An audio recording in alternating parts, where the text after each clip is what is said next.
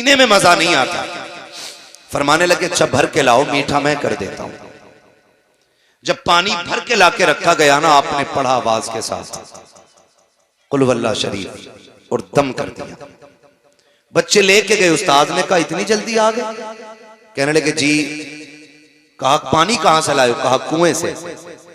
कहा वो कुएं का पानी तो खारा है? कहने लगे नहीं, अब ये मीठा हो गया। कहा कैसे? कहा एक बाबा बैठा है, उसने पानी पे दम कर दिया, पानी मीठा हो गया। कहा पढ़ा क्या था? कहा उसने कुल वल्लाह शरीफ पढ़ के पानी पे दम किया, पानी मीठा हो गया।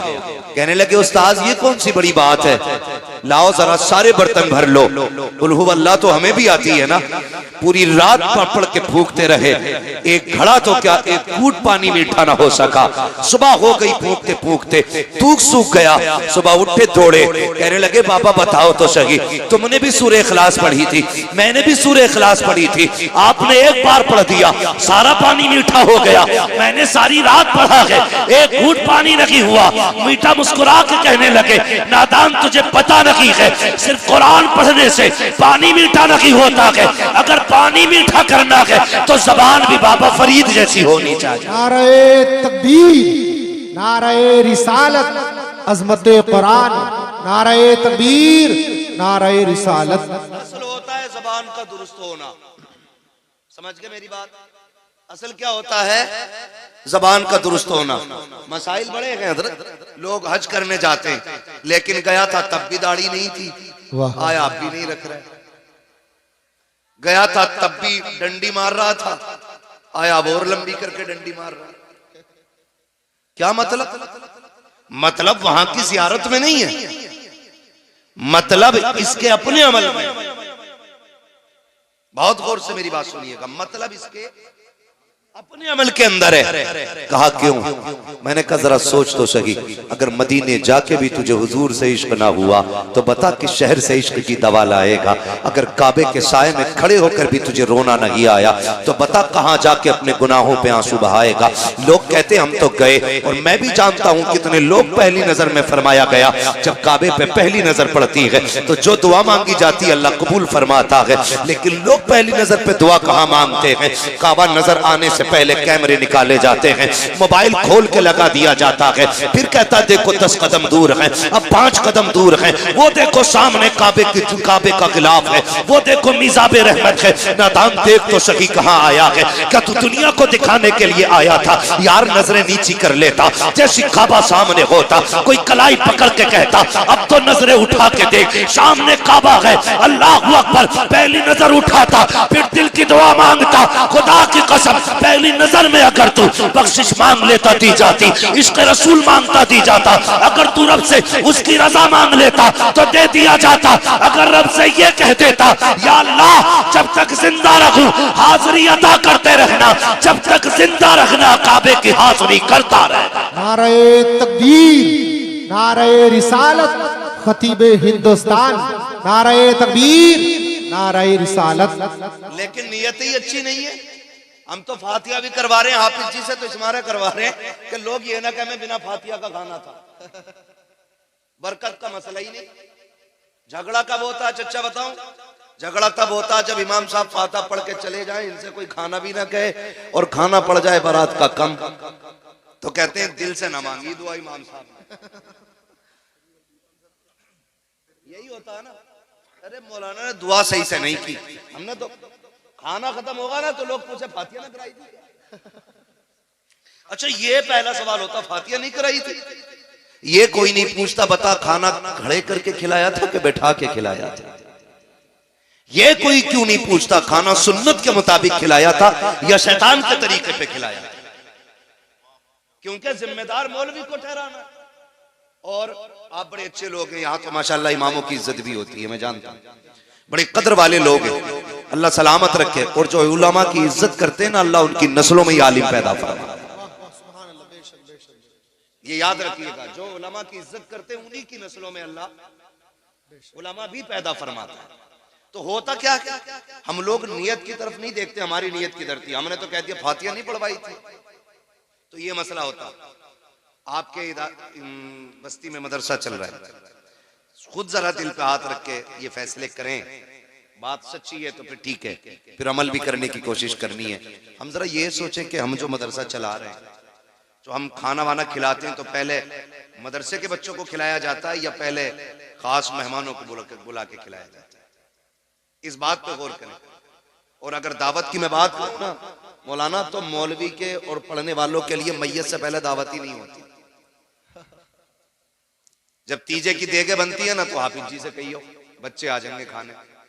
40वें की बनती है तो हाफिज जी से कहियो। कई जगह तो बेचारे को मौलवी को मैयत के अलावा कपड़े भी नहीं देते लोग। ये इज्जत है हमारे समाज में उलमा की, ये इज्जत है हमारे समाज में इल्म वालों की। तीजे 40वें से पहले खाना नहीं, मैयत से पहले कपड़े नहीं। अल्लाह तौफीक दे, घर में तेरे वलीमा हो, पहली कुर्सी पे जो कोई बैठे ना, तो कह पहले हुजूर के दीन का वारिस बैठे, पहले उसको बैठाइए और उससे कहिए बिस्मिल्लाह पढ़ के खाने का आगाज आप करें। पहले उसे खिलाओ, फिर देखो अल्लाह खाने में कितनी बरकत आता है। वाह वाह वाह।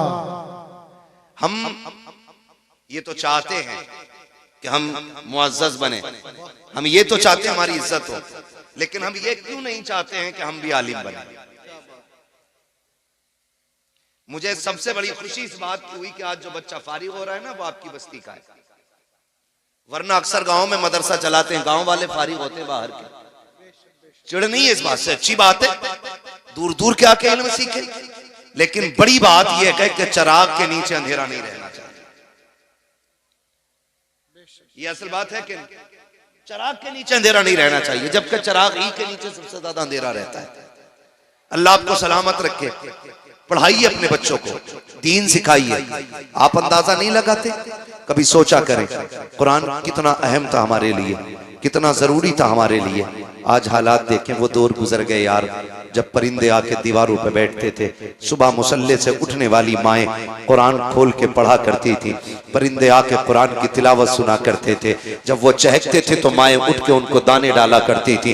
वो तिलावत सुन के भी जाते थे, दुआएं दे के भी जाया करते थे। हमारे घरों में बरकतें होती थी। तब लोग 100-150 नहीं, 10-20 नहीं, 2.5 रुपए कमाने वाले लोग इज्जत और शान से जिया करते थे। आज तक 10 लाख रुपए महीने कमा करके घरों में सुकून नहीं है, जिंदगियों में करार नहीं है। उसकी वजह यह है कि हमारे घरों के अंदर से बरकतें जा चुकी हैं, हमारे घरों के अंदर से बरकतें रूठ गई हैं। काश हमने कुरान की तिलावत को खास कर लिया होता, हर घर के अंदर कुरान की तिलावत हुआ होती। फजर के बाद रोज कुरान खुला करता, फजर के बाद रोज औरतें कुरान पढ़ा करती। लेकिन कहां से पढ़ेंगी औरतें कुरान? हम जब बीवी तलाश करके लाते हैं, पहले ये पूछा जाता है एमए पास है कि नहीं, बीए पास है कि नहीं। यार ये तो पूछा करते हो, ये क्यों नहीं पूछते हो इस बच्ची को कुरान आता है कि नहीं, इसे दीन की वाकफियत है कि नहीं। जब ये घर से चली थी तो इसके जहेज में तो कुरान देखा गया था, लेकिन कभी मुसल्ले पे कुरान नहीं देखा गया। इसके जहेज में तो कुरान था, लेकिन आज तक इसके आगे कुरान रखा हुआ नहीं देखा गया।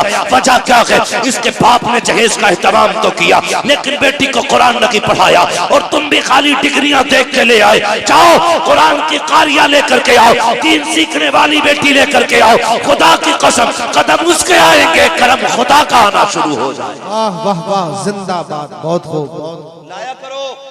और नौजवान रिश्ते कर रहा ना, कह रहा अम्मा देख के ये जरा मुंह ढंग से देख लिए, ढंग से देख लिया। वो भी सही कह रहा, वो तमाशा हो रहा है रिश्तों में। भाई साहब 5 मिनट में शक्ल बदल देते हैं। वो कमाल है पेंटरों का, पता ही नहीं चलता है कि नहीं। और अब तो अल्लाह माफ करे, ये मुसलमानों में भी रिवाज आ गया ब्यूटी पार्लर का। इरफान साहब, ब्यूटी पार्लर का रिवाज है। 3-3, 6-6 घंटे ब्यूटी पार्लर में मेकअप के बाद दुल्हन आती है। हालात देख रहे, मेरी बात समझने की कोशिश करें। मैं कोई नारे लगवाने नहीं आया, मैं बस सिर्फ कुछ बातें कहने आया हूं अपने लोगों से। 6-6 घंटे ब्यूटी पार्लर, ये कभी धुलना नहीं है? बोलो, धुलेगा कि नहीं? जिस दिन धुल गया उस दिन असलियत सामने आनी है भाई। तो 6-6 घंटे ब्यूटी पार्लर, और उसके बाद 8 दिन बाद तलाक। लड़का कह रहा जो देखी थी वो है ही नहीं, फोटो किसी और का था। इससे समाज बर्बाद हो रहा है, इससे हमारी सोसाइटी तबाह होती जा रही है। हालात इतने बिगड़ चुके हैं। अच्छा खुद बताइए, हम दूल्हा पीछे रहता, कैमरे वाला आगे नहीं रहता? बोलो, जो जितना ज्यादा नाक वाला ना इतना ही बड़ा कैमरा लगवा रहा। एक जगह गए, निकाह का मसला था तो वकील बना दिया गया, इजाजत लेने गए, हमसे पहले कैमरे वाला घुसा पड़ा था। मौलवी से पहले कैमरे वाला। यार हम मुसलमान हैं। कौन है हम? कौन है हम? मुसलमान। मुसलमान। हमारी सबसे बड़ी दौलत को गैरत कहा जाता है, और आज वही हमारे पास नहीं है। कैमरे वाला घुस जाता हर जगह जाकर, बाकायदा बुलाया जाता है, कहा जाता सही से वीडियो बनाना, ये सही से बनाना, देखना ये चलेगी बाद में। हमें गैरत आनी चाहिए। ब्यूटी पार्लर के नुकसानात आप न जानो मगर मैं आपको बता जाऊं, ब्यूटी पार्लर के नुकसानात आप देखिए, चेहरे बिगड़ जाते हैं। जब मियाँ बीवी एक जगह रात को आकर के इकट्ठा होते हैं, हुक्म तो ये था ना कि नमाज अदा की जाए, दोनों एक जगह पर अल्लाह की बारगाह में शुक्राने के सजदे अदा करें, लेकिन करे कौन सजदे अदा? लड़के को तो वैसे फुर्सत नहीं है, और लड़की इतना ब्यूटी पार्लर से सज के आई है, मुंह धुल गया तो सारा काम खराब हो जाएगा, वुजू कर नहीं सकती है, इसलिए सजदे भी नहीं हो सकते हैं। जब वुजू नहीं होगा, सजदे नहीं होंगे, तो बरकतें कहां से आएंगी? ए मेरी कौम की शहजादियों, ब्यूटी पार्लर का हुस्न जो होता है ये घंटे 2 घंटे का होता है। रब ने तेरे लिए वुजू को दिया था, तेरे लिए नमाज को दिया था। चेहरे पे अगर बिल्कुल भी रंग रोगन न था, 5 वक्त वुजू करके तुझे सजदे करके रब को मनाना था। ब्यूटी पार्लर का हुस्न देता है जो रब की बारगाह में किए जाने वाले सजदे हुस्न दिया करता है। बहुत खूब, जिंदाबाद, बहुत अच्छा। लेकिन नौजवान भी अंधा हो गया, मर गया। क्या यार देख कहियो सही से देखियो। एक ने ना तो ऐसे करके देखा, रगड़ रगड़ के, ऑर्डर तो नहीं है। हालात देखो, ये क्या है मालूम है? ये दीन से दूरी है, दीन से दूरी। ये कड़वी सच्चाई है, ये हमारी दीन से दूरी है। तो रिश्ते भी अगर करते हैं ना तो हम डिग्रियां देख के करते हैं। कभी सिर्फ ये मत देखो, ये मत कहो अम्मा देख के आए ना तो ऐसा देख के आना रिश्ता कि वो उसका चेहरा अच्छा हो, उसकी नाक अच्छी हो, उसके कान अच्छे हो। ऐसे ऐसे तखय्युलात पैदा कर देते हैं। ये बीच में जो निकाह कराने वाले लोग होते हैं ना, अच्छी बात है रिश्ता कराना, लेकिन जरा हल्का हाथ रखा करो। आते ही कह रहा लोंडिया ऐसी देखी ना होगी जी तुमने। ये जुमला जब कह दिया ना लड़के के सामने तो उसके जहन में एक तस्वीर बन गई, लेकिन जब देखता है तो कहे हुए का बिल्कुल उल्टा। फिर यहां से नफरत पैदा हो जाती है, नफरत पैदा हो जाती है। तो ये बीच वाले लड़की ऐसी है कि देखी नहीं होगी, और लड़के की बात आवे तो लड़का 90,000 कमा रहा। अभी उसके अब्बा ने बताया कि इसी महीने डाले लखनऊ से कितने 90,000, और 3 महीने शादी को नहीं होते, लड़के का अब्बा मीटिंग लेके बैठ जा, समझाओ ये 2 रुपए नहीं कमा रहा। भाई ये शादी से पहले तो 90,000 कमा रहा था। तो मसला क्या होता? धोखा, फंसाना किसी को। भाई जो रिश्ता कराने वाले लोगों को कितना मिल जाएगा? 500 रुपए और एक जोड़ा। गलत बोलोगे तो पूरी जिंदगी लानतें और मिलेंगी। और उधर से आके कह रहा 90,000 कमा रहा, तुम क्या दोगे? तो बाप होता, कहता यार चलो ठीक है 90 कमा रहा है तो हम भी 10 लाख दे देंगे। कहा ना जी 10 में बात ना चलेगी, उसका रिश्ता फला जगह से आ रहा है, 12 तो वही देने कह रहा है, तुम 15 दो। तो 15 कह करके तय कराया जाता है। और जब शादियां होती हैं, राज खुल के आते हैं, लड़की के बाप को पता चलता है ये तो निकम्मा निकला, फिर वो 15 में से 10 काट के 5 देता है। फिर जब लड़की ससुराल आया करती है, फिर जो तमाशे होते हैं, लड़का वाला कहता है लड़की से, उसका शौहर कहता तेरे बाप ने 15 का वादा किया था, 5 दे करके धोखा किया है। लड़की कहती है तू भी कोई दूध का धुला नहीं है, तेरे बाप ने भी 90 बताए थे। जब से मैं घर में आई हूँ 1 रुपया कमा के नहीं लाया है। गैरत आनी चाहिए। क्या नतीजा निकालोगे इससे? अगर मुआशरे को सुखी रखना चाहते हो, झूठ ना बोला करो, सच बोला करो। और ये कभी तलाश ना करना 90,000 कमाने वाला हो, 1 लाख कमाने वाला हो। लड़का ऐसा तलाश करो कि भले 100 रुपए कमा के लाए, हलाल के लेके आए, किसी का हक मार के न लाए, किसी का दिल दुखा के न लाए। अल्लाह ऐसा कादिर मुतलक है, अगर हलाल कमाने वाला होगा अल्लाह 100 में भी 1 लाख की बरकतें अता फरमा दे। वाह वाह वाह, जिंदाबाद, बहुत खूब। मतलब नहीं है डाकू हो चाहे मगर 1 लाख ला रिया हो। हाँ मगर अल्लाह भी ऐसा कादिर मुतलक है, लाओ कौन सा डाकू लाओगे निकाल के बड़ा बनेगा। एक थोड़ा कमर में निकाल देता है, एक थोड़ा जमीन बिकवा देता है, एक थोड़ा सब जमीन बिकवा देता है। वरना तुम नहीं जानते, बुरा ना मानना। अमीर अक्सर कैसे जाते हैं, brain tumour, brain haemorrhage, cancer, फालिज। गरीब बुखार आया निकल ली, सिरसाम हुई निकल ली, ये सस्ते निबट जाते हैं। खुदारा रब से रिस्क हलाल मांगो।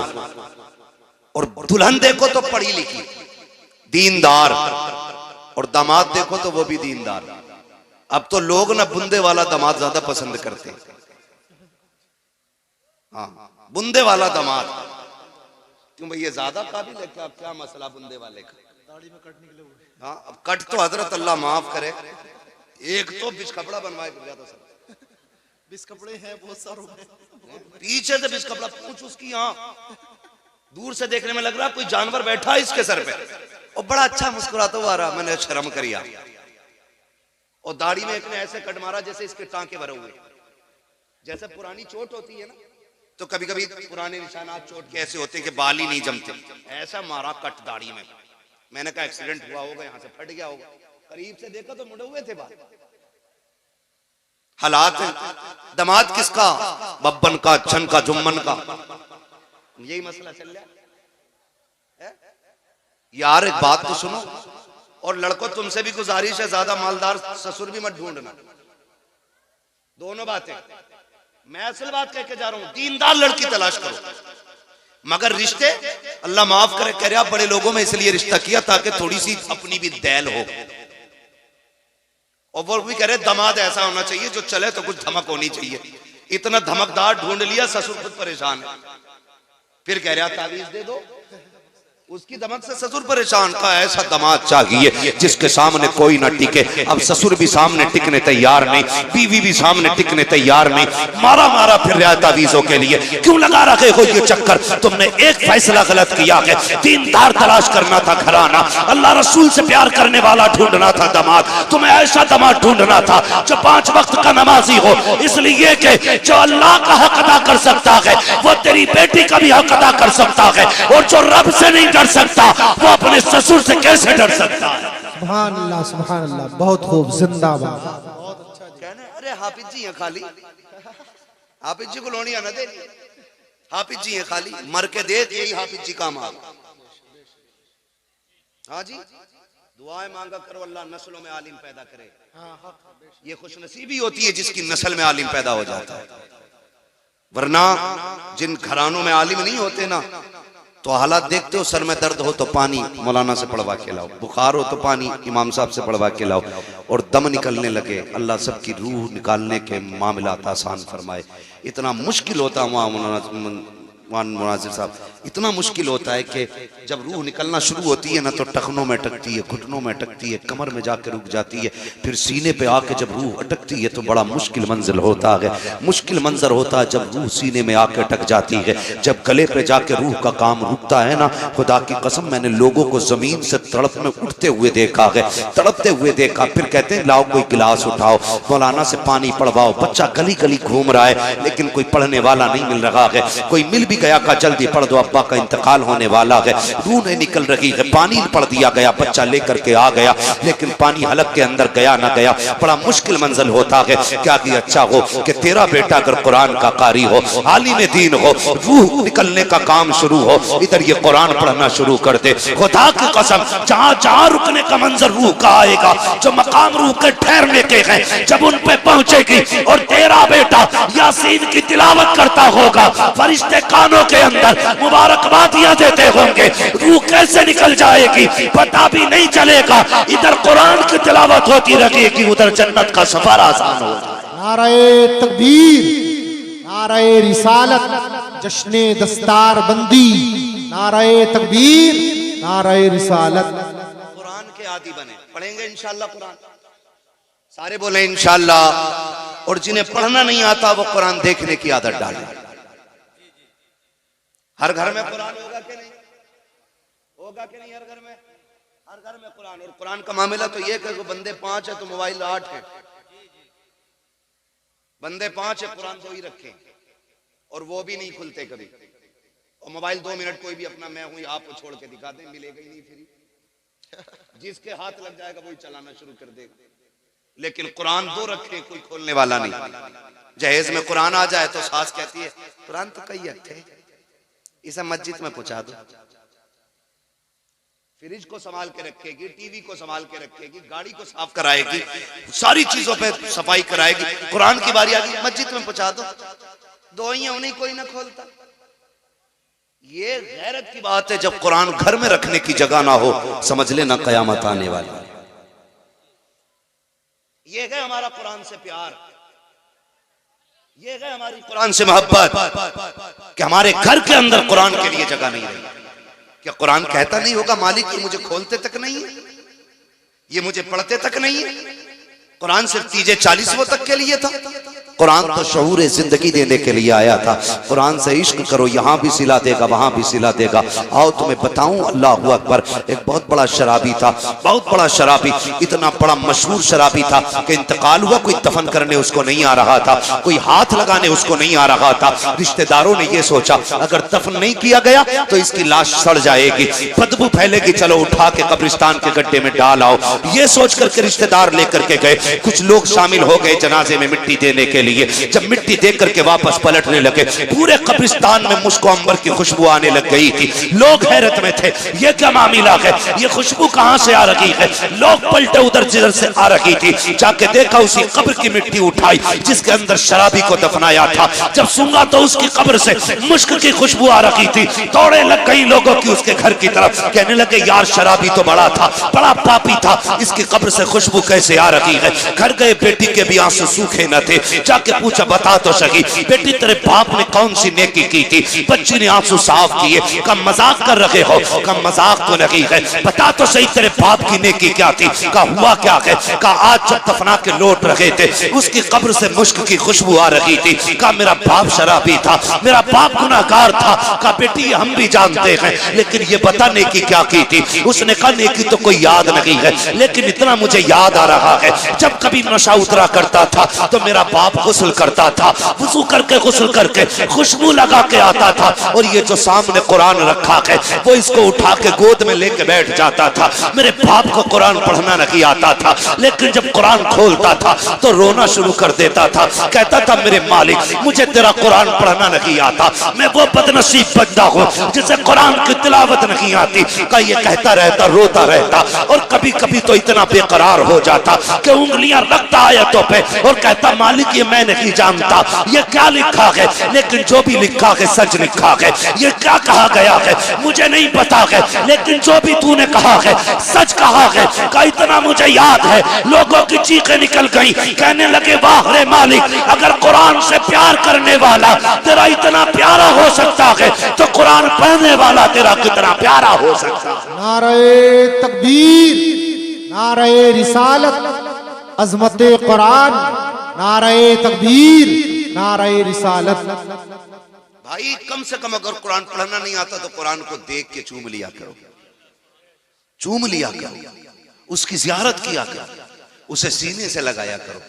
तुम कुरान को अपना दोस्त बना लो, कब्र और हश्र में कुरान तुम्हें अपना दोस्त बनाएगा। सारी जन्नत में जाना चाहते हैं ना, मैं हाथ नहीं उठवाऊंगा क्योंकि हर मोमिन की ख्वाहिश जन्नत है। और मेरे हुजूर ने फरमाया था जब भी हाथ उठा करें तो अल्लाह से जन्नत मांग लिया करो, ये जन्नत मांग लिया करो।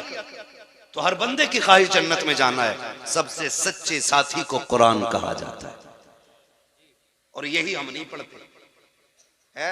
जिसे देखो चौराहे पे इतनी लंबी जीभ निकाल के बातें करता। और कई बार तो कई जगह ऐसा हुआ, एक जगह जाना हुआ, पता चला हो कि मुक्तदी तो इमाम साहब के फोटो खींच ले करे सजदे में, कि देखो जी पैर हिल गया था तुम्हारा। कम थोड़ा ही है फोटो खींच के दिखा रहे तो कोई यकीन ना तो तुम्हें देखो, अरे यार तू सजदा कर रहा था कि फोटो खींच रहा था। अपने अपने अमल के बारे में सोचे, अपने अमल के बारे में हर बंदा ये सोचे यार मेरे अमल बेहतर होने चाहिए। हर शख्स की ये ख्वाहिश होनी चाहिए मेरा अमल बेहतर होना चाहिए। कोशिश ये किया करो कयामत के दिन मैं बख्शा जाऊं, मेरा काम बन जाए। लेकिन मसला ये नहीं है, हमने जो जिंदगी समझी है ना, हम तो ये सोचते हैं जिसके पास गाड़ी है, बंगला है, वही कामयाब है। नहीं, जिसके सीने में कुरान की मोहब्बत है वो बड़ा कामयाब है, बड़ा कामयाब है। फरमाया गया जब हाफिज कुरान का जनाजा उठता है ना, अल्लाह हुक्म देता कब्र को, खबरदार मेरे कुरान का हाफिज आ रहा है, एक बाल को भी हाथ ना लगा देना। जमीन वादा करती है, मालिक मुझे तेरी इज्जत की कसम, जैसा मेरे सीने में आएगा वैसे ही कयामत के दिन पेश कर देंगे। ये इज्जतें किसे मिल रही हैं? कुरान वालों। लेकिन कुरान भी आसानी से नहीं आता, बड़ी मेहनत होती है कुरान पढ़ने पढ़ाने की। हम लोग तो ये सोचते हैं ना 100 रुपए दे दिए और काम हो गया हाफिज जी। ये मदरसा चलाने वालों से पूछो कितनी मेहनत से मदरसा चलता है। खुदा की कसम, मदरसे के मुतवल्ली को, सेक्रेटरी को अपने बच्चों की इतनी फिक्र नहीं होती है जितनी मदरसे की फिक्र होती है। ये यकीन कर लीजिएगा आप मेरी बात का। इतनी फिक्र नहीं होती अपने बच्चों की जितनी मदरसों के बच्चों की फिक्र होती है। तनख्वाह की फिक्र होती है, महीने के खर्च की फिक्र होती है। लेकिन कुछ लोगों को यही फिक्र रहती है, इसे फंसावे कैसे। ये भी एक फिक्र रहती है, इन्हें फंसाया कैसे जाए। ये सबसे बड़ी फिक्र लगी रहती है। और हिसाब लगा रहे, हाँ निशान मार के कहेगा कैसा प्लास्टर कराया, ये कैसा प्लास्टर कराया है, छुट गया, सस्ता वाला करा दिया होगा। मगर हालात हमारे क्या, हमारे घर की एक लाइट फ्यूज हो जाए ना तो 1 घंटे के अंदर मिस्त्री आएगा और ठीक करके जाएगा। मस्जिद मदरसों की लाइटें बंद हुए महीने बीत जाते हैं, कोई देखने नहीं आता। ये कड़वी सच्चाई है, महीने बीत जाते हैं कोई देखने नहीं आता। मैं तो सलाम करूंगा उस बाप को जिसने बेटे को कुरान का कारी बनाया है। वो माए मुकद्दर वाली हैं जिन माओं ने अपने बेटों को हाफिज बनाया। वो बहन नसीबों वाली है जिसने ऐसे भाई को रोटी खिलाई कि जिसने कुरान की दौलत अपने सीने में उतारी है। और ये देखना, ये सारे लोग इसके बदले में इंशाअल्लाह जन्नत में जाएंगे। इतनी बड़ी दौलत है, वरना औलाद किसे प्यारी नहीं होती है बताओ। हर माँ बाप को औलाद जो अपने माँ बाप के प्यारे वही बोले औलाद। अब तो सारे प्यारे बन गए ना, जब तक मतलब की नहीं आए बंदा बोलना ही नहीं चाहता। सारी औलाद माँ बाप की प्यारी होती है।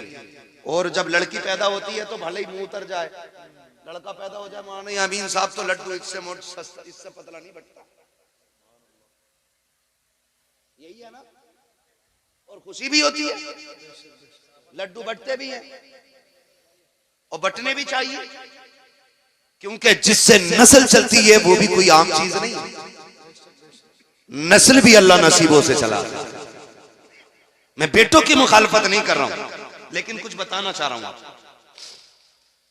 बेटा पैदा हो, विलादत से 1-2 दिन पहले या 1 घंटा पहले ही बुकिंग हो जाती है। भाई 10 किलो लड्डू बनने,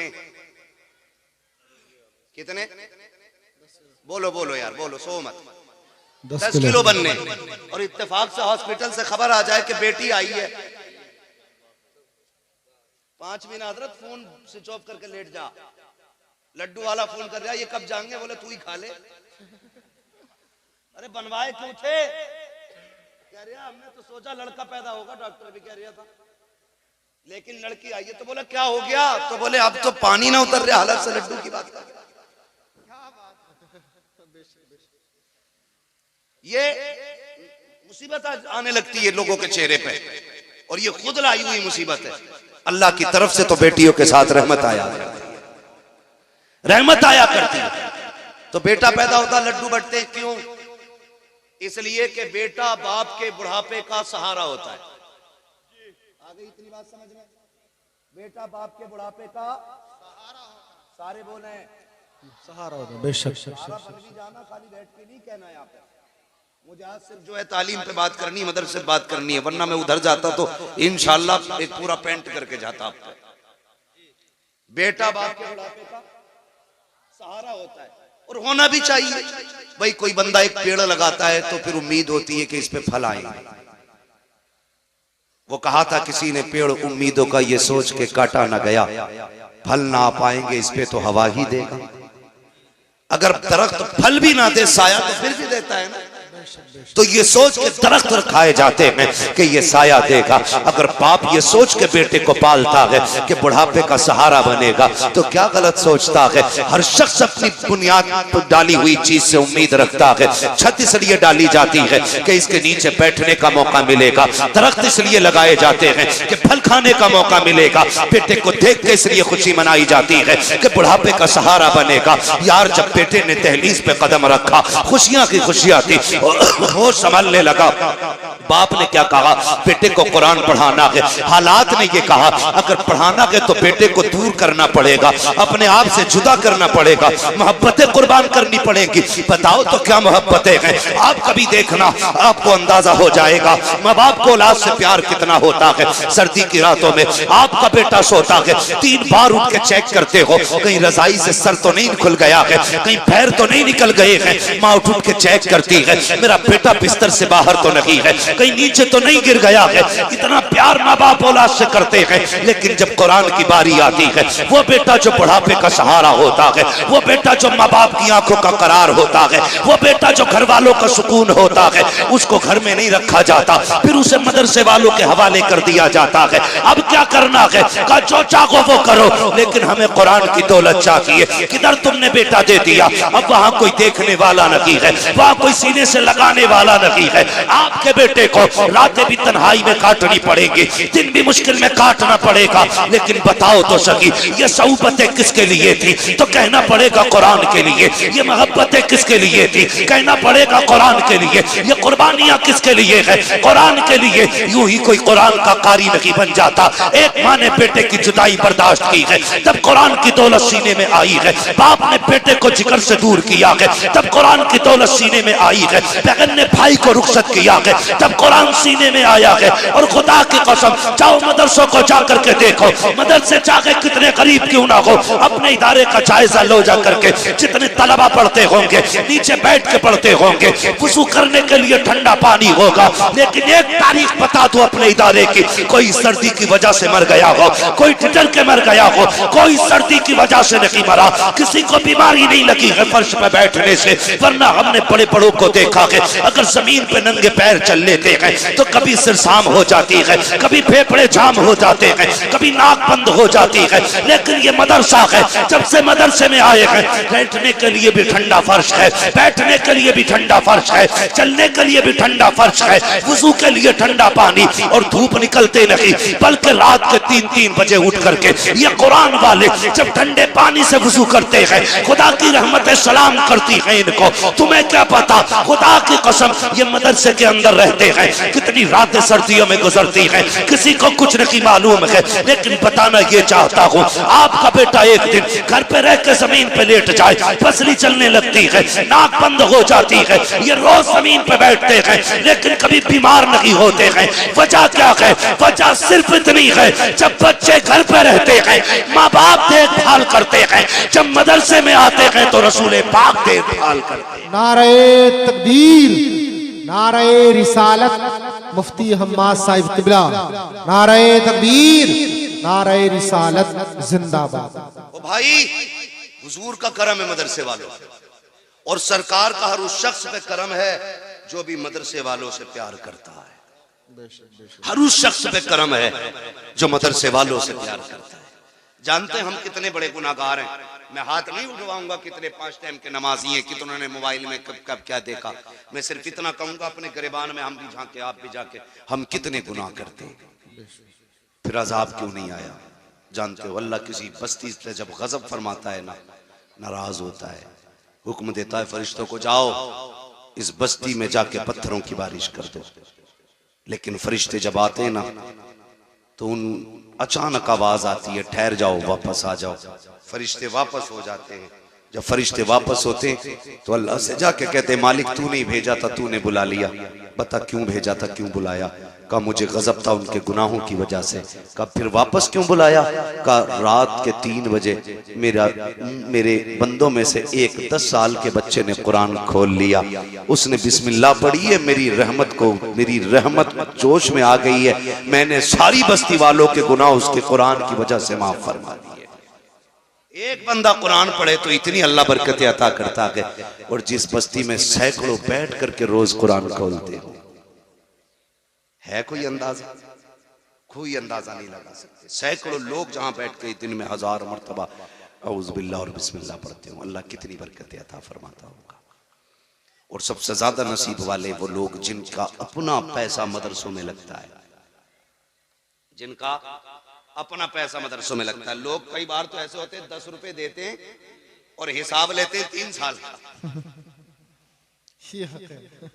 10 रुपए की रसीद कटेगी, ठीक है, और फिर पता क्या कहते हैं कि साहब मुतवल्ली साहब से हिसाब दिलवाओ हमें। वो कहते हैं ना, जिसे मारना नहीं होता वो बल्ली उठाता। कहता मैं तो अकेला चला दूंगा, खाली हिसाब दिलवा दो। अबे चाओ उल्लू के पट्टे, तुझसे घर नहीं चल रहा, मदरसा चलाएगा। मदरसा तेरे जैसे अमीर नहीं चलाते, मदरसा मदीने वाले रसूल चलाया करते। कैसे?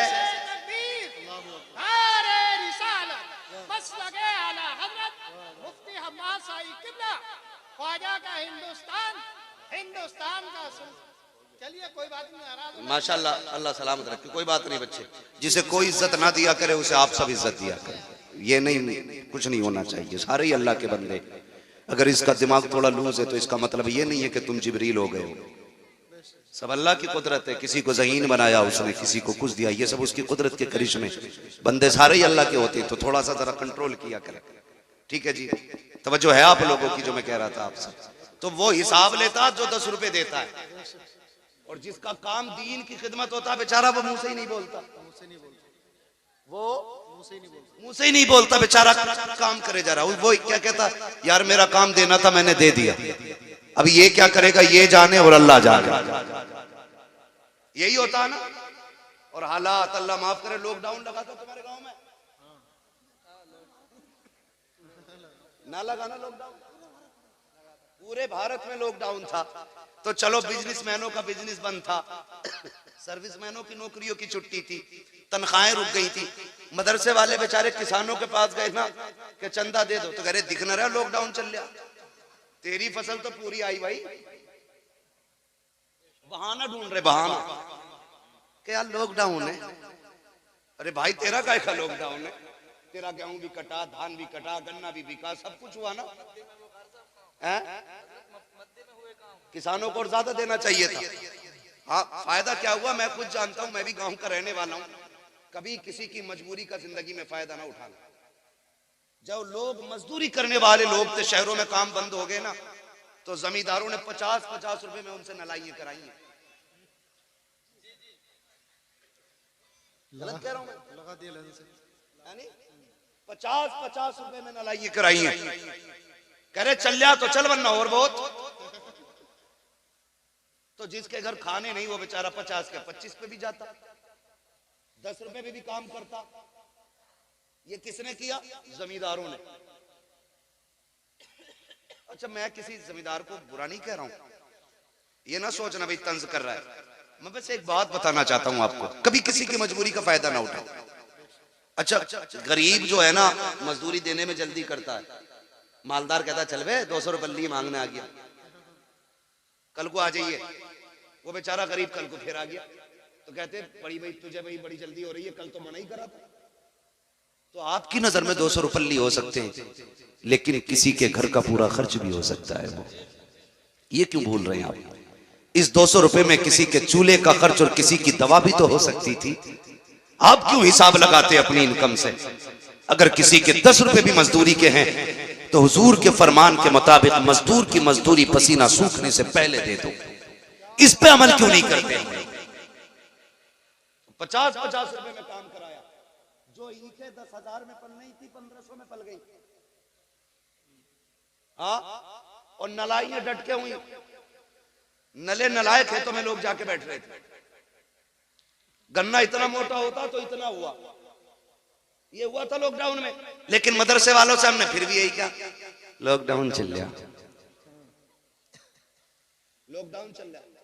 लोगों ने कई बार लोग कहते हैं, सुनो मैं आज कह रहा हूं, लोग कहते हैं बीमारी लग गई, हवा ऐसी चली है, ऐसा वायरस है, गन्ना मारा जा रहा है। मैंने कहा तुमने नहीं जाना, लॉकडाउन लगा था तो तुमने खड़ी खेतियों में तूने के फायदे कमाए थे, लेकिन अल्लाह रसूल को भूल गए थे।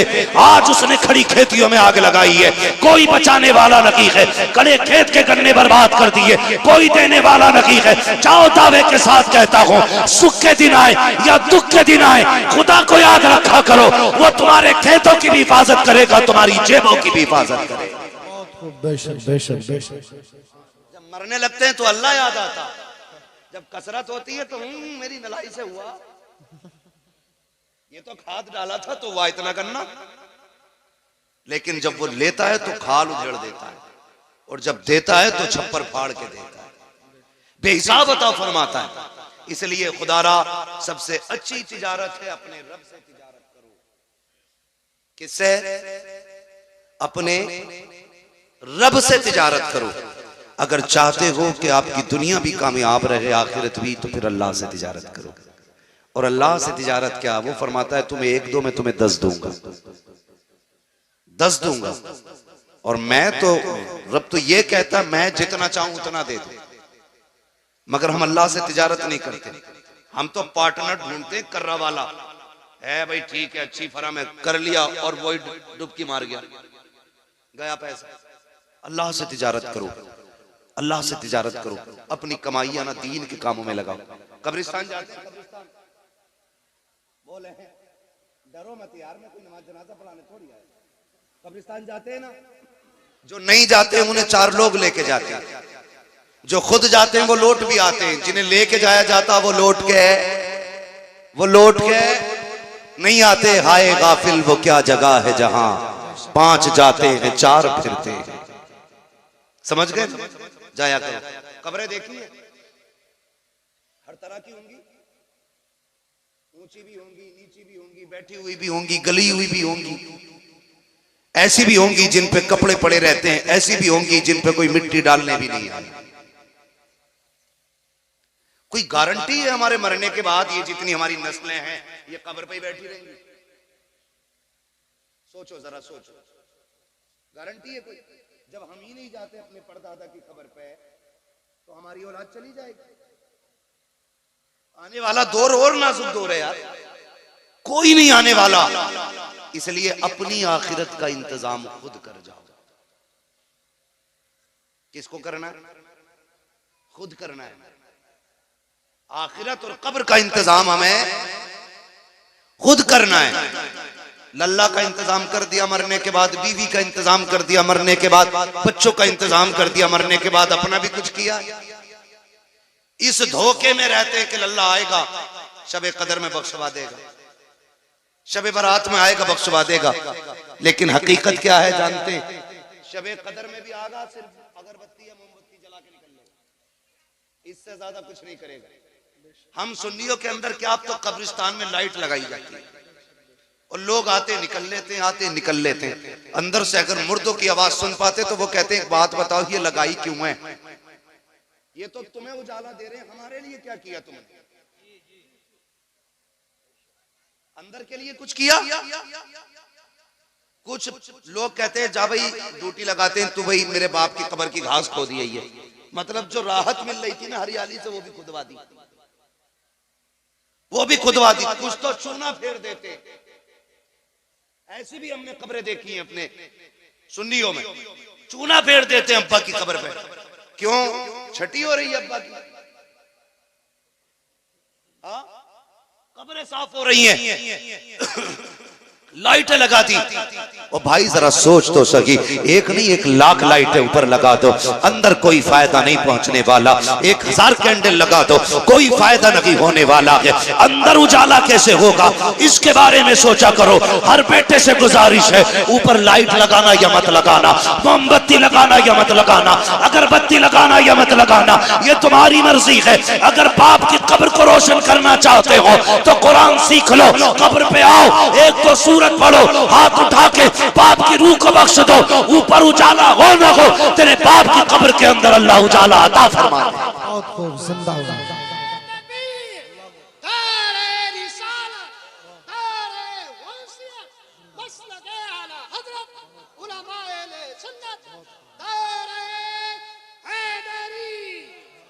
तवज्जो है आपकी?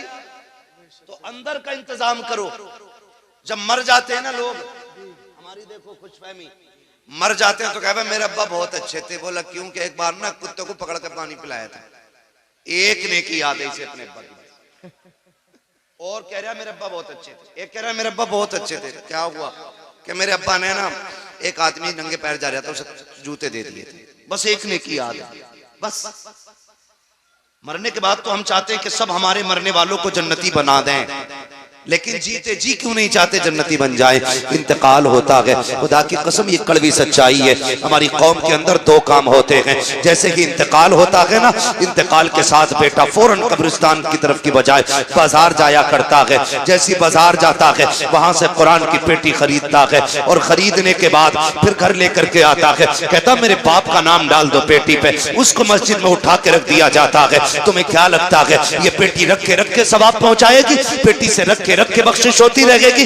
ऐसा नहीं होना है। अगर ये पारे पढ़े जाएंगे तभी तेरे बाप को सवाब मिलेगा। कितनी पेटियां रखे तो उनके पारों में खून लग गए, पारों को दीमक खा गई, कोई खोलने वाला नहीं आया। पेटियां रखे जंगालूद हो गई, कोई खोलने के लिए नहीं आया। जब तक रखे कोई सवाब नहीं मिला। अगर ये चाहते हो तुम्हारे बाप को सवाब मिले तो पेटियों का हदिया ना करा, बल्कि मदरसे में आ जा। मौलाना यामीन से आके कह कि वो तालिब इल्म बता दो जिसके पास पहनने के कपड़े ना हो, सर्दी का लिबास ना हो, बिछाने का गद्दा ना हो, या वो जगह दिखा दो जहां बैठ के कुरान वाले वुजू करते हैं और ठंडा पानी आता हो। बाप का इसाले सवाब के लिए मैं गीजर का इंतजाम करना चाहता हूँ, या वो जगह बता दो जहां से बच्चे गर्मी में गर्म पानी पीते हो। मैं इनके लिए फ्रिज का इंतजाम करना चाहता हूँ। अगर जन्नत चाहता है तो मदरसे के अंदर पढ़ने वालों के लिए पंखे लगवा दो, पानी का इंतजाम करा दो, बैठने का इंतजाम करा दो। तेरे इंतकाल के बाद कोई दुआ करे ना करे, कोई हाथ उठाए ना उठाए, अगर तेरे दिए हुए पंखे के नीचे ये कुरान वाले बैठ के कुरान पढ़ेंगे, तेरे दिए हुए फ्रिज से अगर इन बच्चों ने पानी पिया, खुदा की कसम जैसे पानी का पहला घूंट हलक से उतर के कलेजे को ठंडा करेगा, अल्लाह उससे पहले तेरी कब्र को जन्नत की हवा से ठंडा करेगा। सुभान अल्लाह। नारे तकबीर। तवज्जो है ना आप लोगों की? आखिरत का इंतजाम करके चले, आखिरत का इंतजाम करके चले। नौजवानों तुमसे मेरी गुजारिश है, जितने लोग कमाई करते हैं ना नौजवान, मेरा मशवरा है, कोई हुक्म नहीं है शरीयत का, आदेश नहीं है, मशवरा है। अल्लाह तौफीक दे, जो महीने में कमाते हो ना उसका कुछ हिस्सा फिक्स कर लो कि हम कुरान पढ़ने वालों पे लगाएंगे। बेशक सुभान अल्लाह। कमाई भी ज्यादा हो जाएगी, बरकतें भी हो जाएंगी। जहां भी रहोगे अल्लाह की हिफ्ज़ो अमान में रहोगे। ये सबसे बड़ा वजीफा महफूज रहने का। चलते फिरते हादसे हो रहे हैं ना, एक्सीडेंट हो रहे हैं, चेहरे नहीं पहचाने जाते। कई बंदे दूर से ना भाई दुआ के लिए कहते हैं, दुआ करना, परदेश में हूँ, बाहर हूँ, बड़ा परेशान हूँ। और कुछ तो ये कहते हैं अल्लाह ने करम कर दिया, पहाड़ पे से गिर रहा था, ऐसा हुआ वैसा हुआ। मैं डायरेक्ट ये पूछता हूँ नेकी बता, नेकी कौन सी की है? तो अक्सर बचने वालों के पीछे कुरान वालों की दुआएं नजर आया करती हैं। नौजवानों ये काम कीजिए आप, इंशाअल्लाह ये आखिरत तक के लिए नेकी हो जाएगी और इंशाअल्लाह ये मगफिरत का जरिया भी बनेगा। करेंगे इंशाअल्लाह, करेंगे इंशाअल्लाह। आपका ये महबूब इदारा, इसने आपको हाफिज कुरान दिया। अब कितने लोग अपने माँ बाप से प्यार करते हैं, जरा बताएं हाथ उठा के। सारे ही करते हैं ना माशाअल्लाह। जो नहीं करते अल्लाह उन्हें भी मोहब्बतों की तौफीक अता फरमाए। ठीक है, अब मेरी आपसे एक गुजारिश है और एक मैं बतौर मशवरा एक बात कहूं। माँ बाप ने हमसे आज तक कुछ नहीं मांगा, जिंदा हैं या चले गए, लेकिन हमसे कीमत नहीं मांगी उन्होंने अपनी परवरिश की, हमसे उजरत नहीं मांगी उन्होंने हमसे इस बात की कि हमने तुम्हें पाला सिला दो। मांगा उन्होंने? कभी नहीं मांगा ना। आज मैं मशवरा देता हूं, जो लोग ये चाहते हैं अल्लाह हमारी परवरिश के नतीजे में हमारे माँ बाप को नेकियां दे या जन्नत दे,